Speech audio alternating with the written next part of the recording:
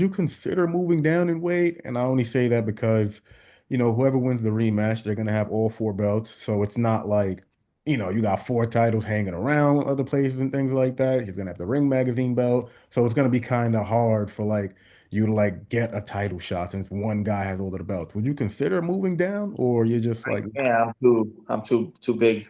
hmm, I'm a big, yeah. not There's even no way. I could. not even for a Canelo payday, huh? I'll be super drained. But if the Hmm. money's right, but like I said, I'll be so weak. I can't. Gotcha. Just a few more questions for you. I'll probably move up more.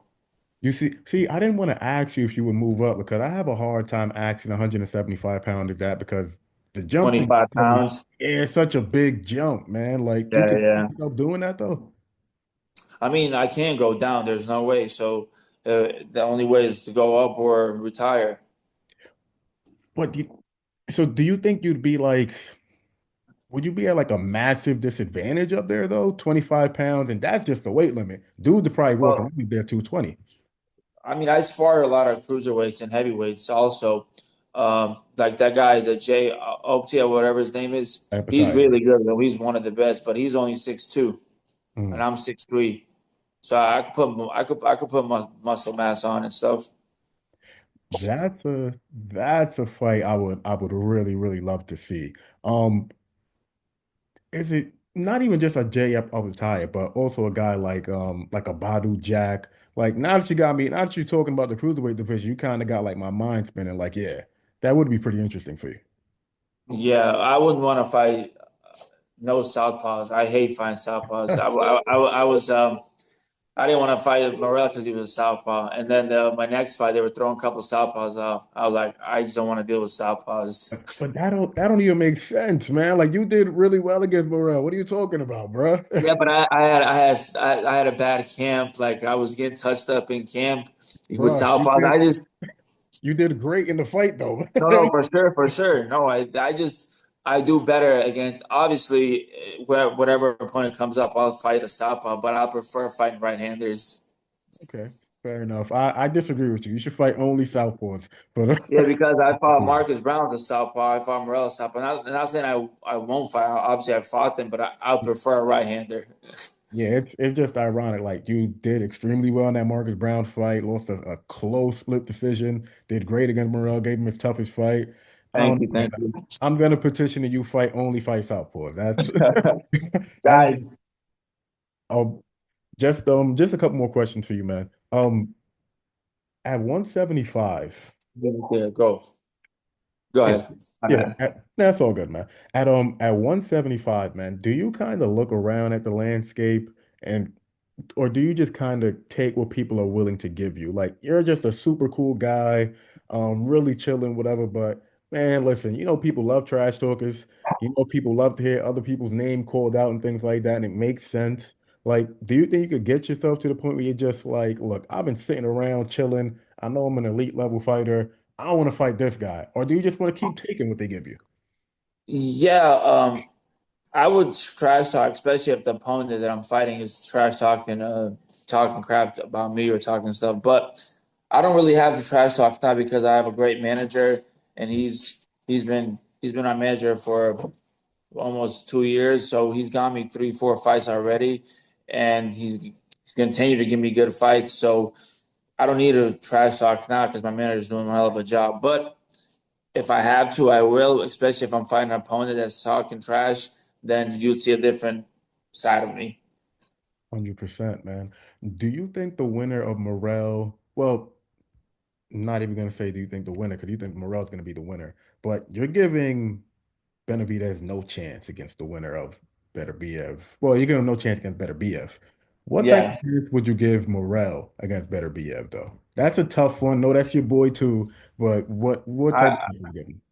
I got Beterbiev. Mm. You think it Yeah, you think it'll be would it be a competitive fight though? depends if Morel likes to sit there and trade. Depends if he chooses to trade or box. It all depends what Morel does, but just Beterbiev's different, man. Is Beterbiev the type of guy where you think, look, he punches so hard, he'll have no problem at cruiserweight or anything like that? he, the guys are bigger, but Yeah. I see him still doing good and still doing good at cruiserweight. Ideally, and two more questions for you. Ideally, what does your you probably I don't know if you want to say your opponent that you're fighting in February or anything like that, but are you is it more motivation now to kind of go out there and prove something to like the fans, prove it to yourself? Because before that fight with Morrell, you was on a four fight win streak, you had four knockouts in a row. Like, do you kind of go in there and look to be like, all right, I can't leave this shit in the hands of the judges anymore? No, I just go in there and just do what I've been doing. Boxing smart and just being the new Rod, you could say, not the old Rod, not swinging with the opponent, not trading, and the knockout will come. Is that kind of hard to do though, man? Like I know you're saying the new hot rod, don't want to go in there and try to bang it out with a dude and whatever.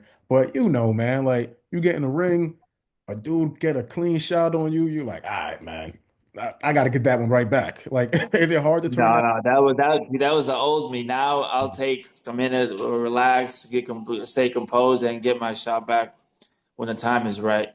Yeah, I matured so much mentally that I'm surprised myself. What do you think kind of contribute to that growth? Is it like family wise? Is it just the years you put in the ring? What do you think it is? My new coach was telling me stay calm, use your eyes, don't rush nothing. Just it's basically me and my coach's game plan and how we've been training the last 5 years. Lastly, what does an ideal 2025 look for you, man? I go win this fight in February, maybe fight one more fight, or maybe win this fight in February, look great, and then get another big fight in the middle of the year. Me personally, before I let you go, I think a really good fight for you and be interesting would be you against Jesse Hart. I think I that, would take that fight in a heartbeat. yeah, ironic. Jesse Hart, Yeah. Hart.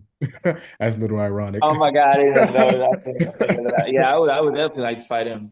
But you How did know, how did that fight kind of look in your head? Like he just like he's a good fighter, but I'm a level above. I think I'll stop him.